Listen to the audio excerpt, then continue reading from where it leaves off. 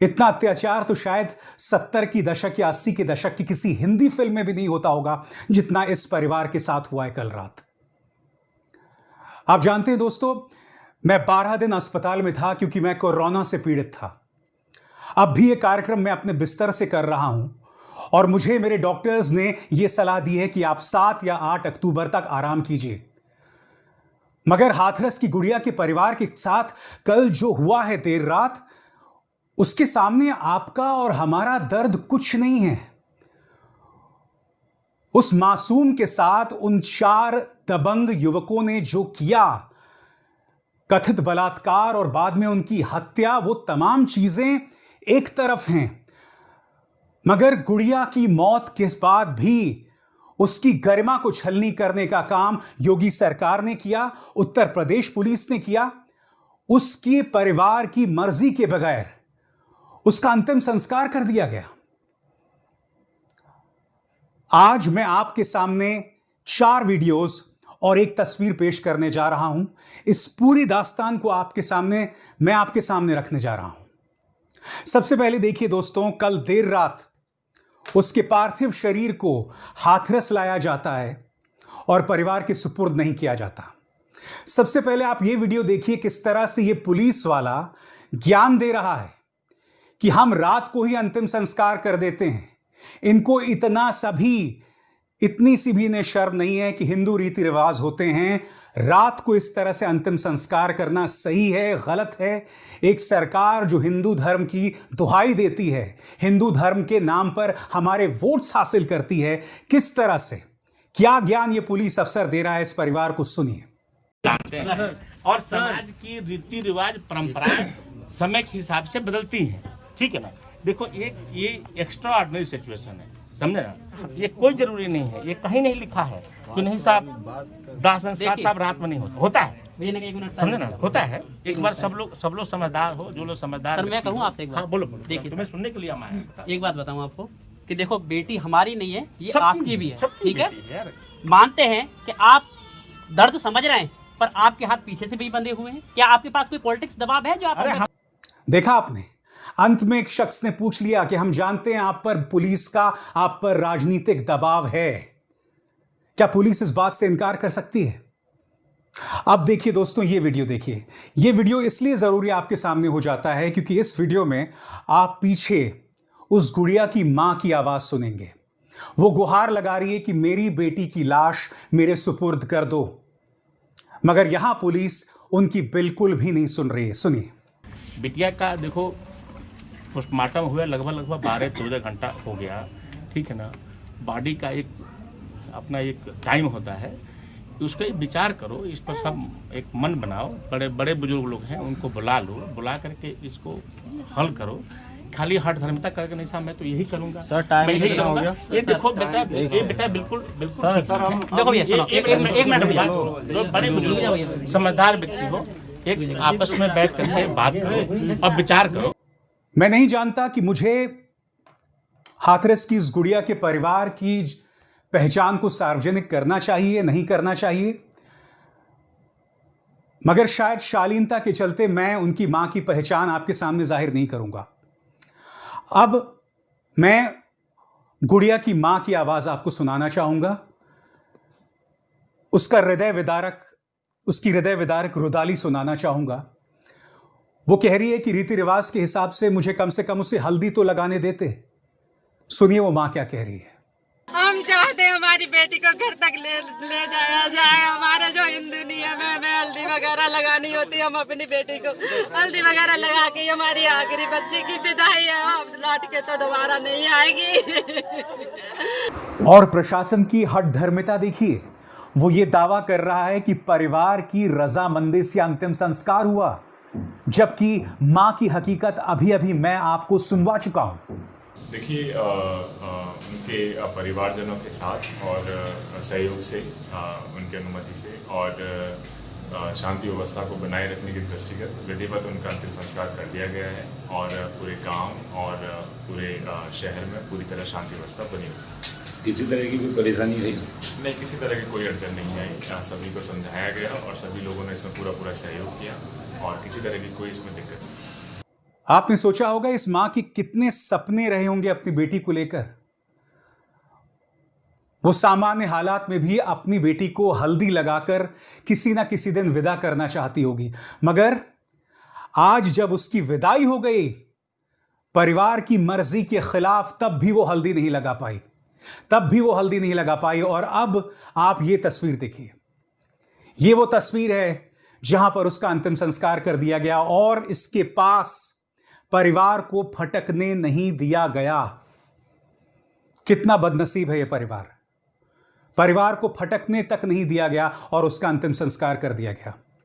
दोस्तों, ये जो तमाम वीडियोस मैं आपके सामने ला रहा हूं टेलीविजन पत्रकार तनुश्री पांडे के ट्विटर हैंडल से ला रहा हूं, क्योंकि जैसे मैंने बताया कि मेरी तबीयत ठीक नहीं है, मैं अभी बिस्तर में हूं और जाहिर सी बात है मैं हाथरस जा नहीं सकता हूं।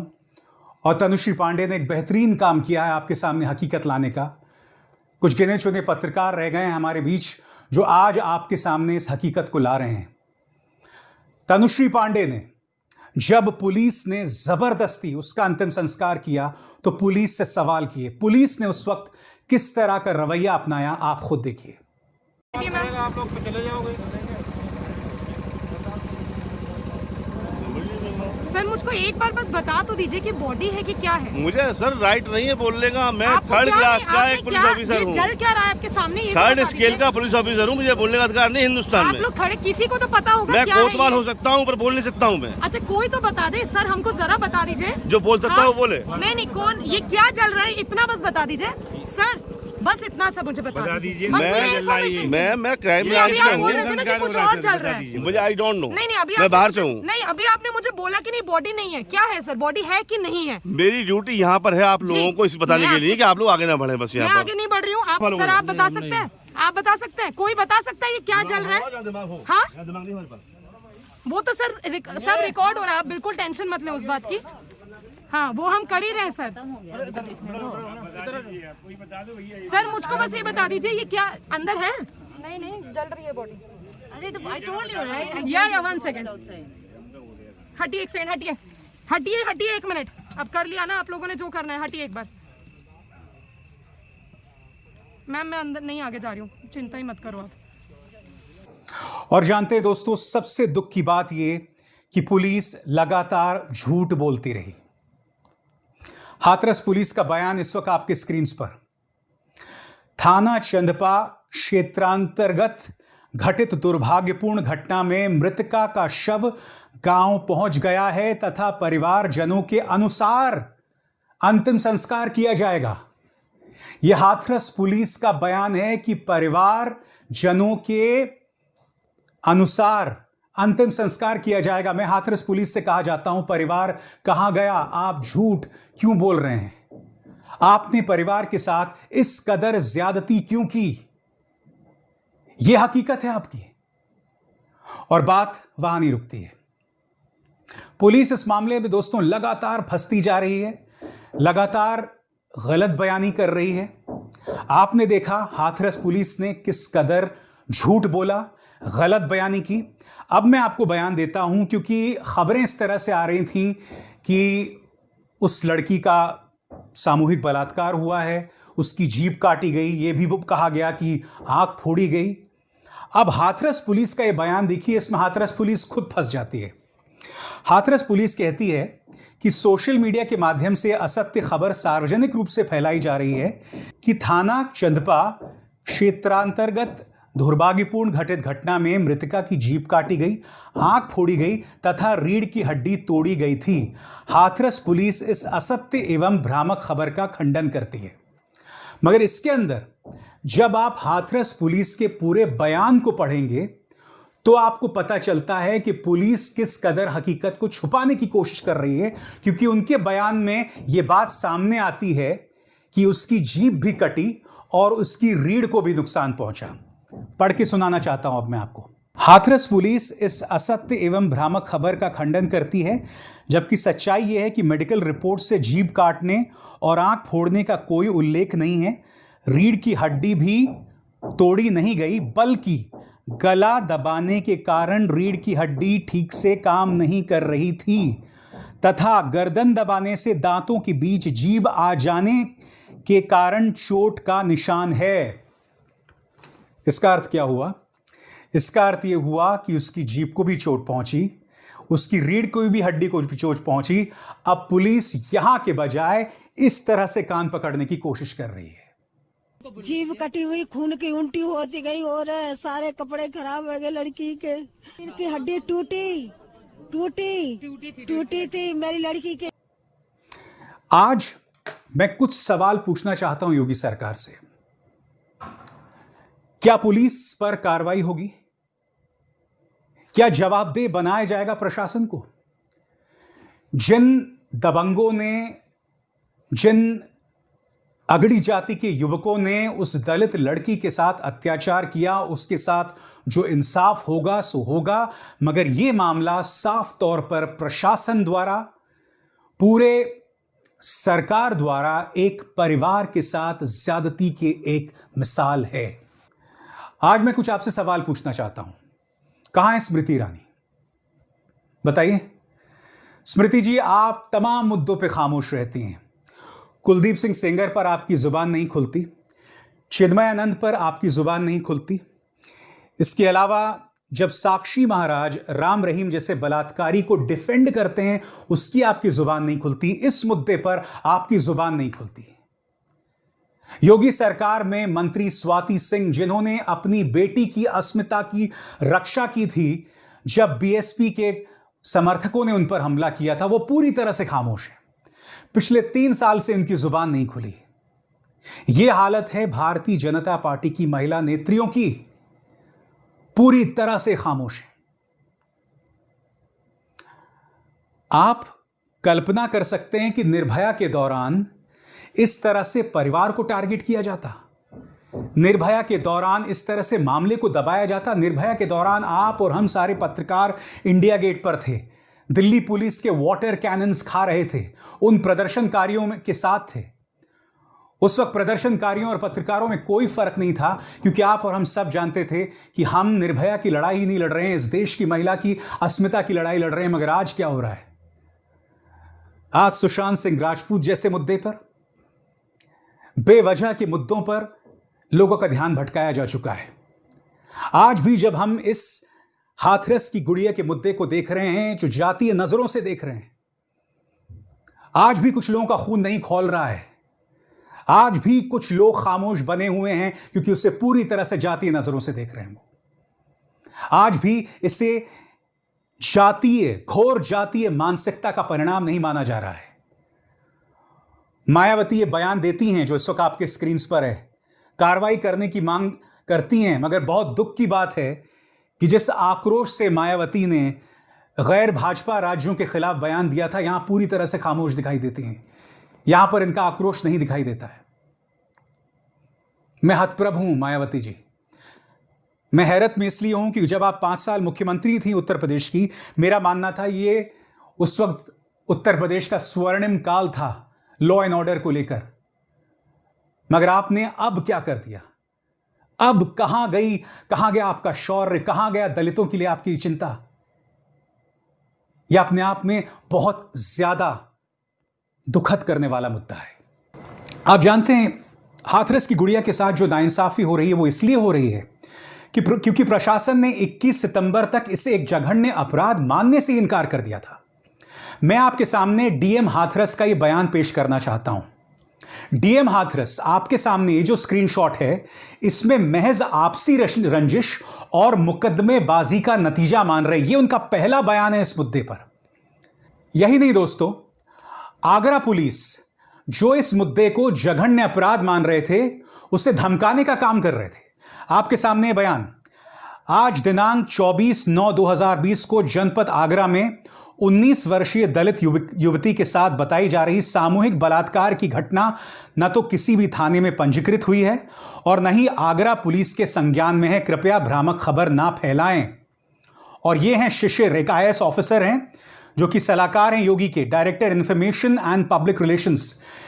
इस बयान में देखिए, ये पत्रकारों को धमका रहे हैं। पढ़िए, फेक न्यूज के विरुद्ध कार्रवाई करते हुए अभी तक 105 FIR पंजीकृत कराई गई है और विभिन्न जनपदों में 26 लोगों को गिरफ्तार किया गया है।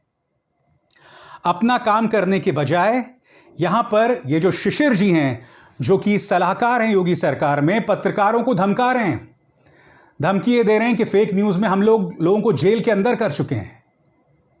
मैं आज ये सवाल पूछना चाहता हूं उत्तर प्रदेश पुलिस से कि इस मुद्दे को बलात्कार से जोड़ने से आप लोग कतरा क्यों रहे हैं? इस तरह से लगातार शुरू से आपने इस मुद्दे को गंभीरता से क्यों नहीं लिया? अगर आपने गंभीरता से लिया होता तो गुड़िया की जान बच सकती थी, और उसकी जान नहीं बची। बात वहां नहीं थमी। परिवार के लिए नर्क का सिलसिला उसके बाद मानो जारी रहा। उसके बाद भी उसके साथ अत्याचार जारी रहा, और कल रात जो हुआ, इस खराब गले के साथ भी मैं आपके सामने उतरा हूं, क्योंकि मेरी तकलीफ कुछ नहीं है उस मासूम के सामने, उस परिवार के सामने। वो परिवार, आप सोचिए, वो परिवार किस तरह की जिंदगी जीने वाला है। बेटी के साथ एक जघन्य अपराध हुआ सो हुआ, मगर आखिरी लम्हों में भी उनके साथ इतना बड़ा अत्याचार। मैं आपको एक बयान सुनाना चाहता हूं, 2017 का बयान है दोस्तों, प्रधानमंत्री नरेंद्र मोदी का बयान। बता रहे हैं यूपी में बेटियों के साथ अत्याचार होता है, उत्तर प्रदेश सरकार को कटघरे में खड़ा कर रहे हैं। मानो योगी सरकार को आज से 3 साल पहले उन्होंने ये नसीहत दी थी। बयान सुनिए प्रधानमंत्री नरेंद्र मोदी का। क्या कारण है कि उत्तर प्रदेश की मां बेटी सलामत नहीं है, शाम को अकेली घर के बाहर निकल नहीं पाती है? क्या कारण है? भाइयों बहनों, अगर हिम्मत हो, नेक इरादे हो, तो आप उत्तर प्रदेश में अच्छी कानून व्यवस्था कर सकते हो। 3 साल पहले का बयान। अब आपकी स्क्रीन पर दोस्तों यह है प्रधानमंत्री का दिया गया निर्भया के मामले में बयान। यह बयान दोस्तों उन्होंने दिया था निर्भया के मामले में 2012 में, जो इस वक्त आपकी स्क्रीन पर है। महिला सम्मान, महिला सुरक्षा को लेकर न जाने कितने वायदे किए गए थे, सब धराशायी हो गए। दोस्तों, इसने हमें, इस सरकार ने, इस पॉलिटिकल पार्टी ने हमें वादा किया कि बहुत हुआ महिलाओं पर अत्याचार, अब की बार मोदी सरकार। महिला सुरक्षा तो बहुत दूर की बात है, मगर महिलाओं के साथ अत्याचार करने का एक वैधानिक जरिया ढूंढ लिया गया। कुलदीप सिंह सेंगर 2 साल तक उस पार्टी में बना रहा, उसने उस पूरी पार्टी को बर्बाद कर दिया। स्वामी चिन्मयानंद ने अपनी ताकत का इस्तेमाल करके कुछ बच्चियों पर अत्याचार किया। ढेरों आपको ऐसी मिसालें सामने उभर कर आएंगी। साक्षी महाराज जो अभी भी सांसद हैं, एक बलात्कारी को डिफेंड करते हैं, और ये कोई छुटभइये नेता नहीं है, ये तमाम लोग पार्टी के सम्मानित सांसद हैं। यह हकीकत इस देश की है, यह हकीकत इस पॉलिटिकल पार्टी की है। और आप जो इस देश की ब्रेन वॉश्ड जनता हैं, कुछ देर के लिए कल्पना कीजिए, हाथरस की गुड़िया आपकी जाति से होती, मेरी तरह ब्राह्मण होती, किसी की तरह क्षत्रिय होती, किसी की तरह बनिया होती, तब क्या होता? और ऐसा नहीं है, पुलिस के दमन के सामने कोई जाति नहीं टिकती दोस्तों। लखनऊ का विवेक तिवारी याद है, पुलिस ने बेरहमी से गोली मार दी थी उसे, इंसाफ मिला उसे।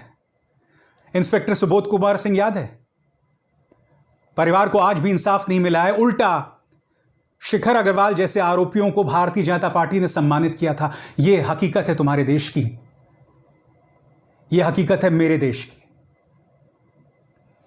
मगर मैं आपसे क्या कह रहा हूं,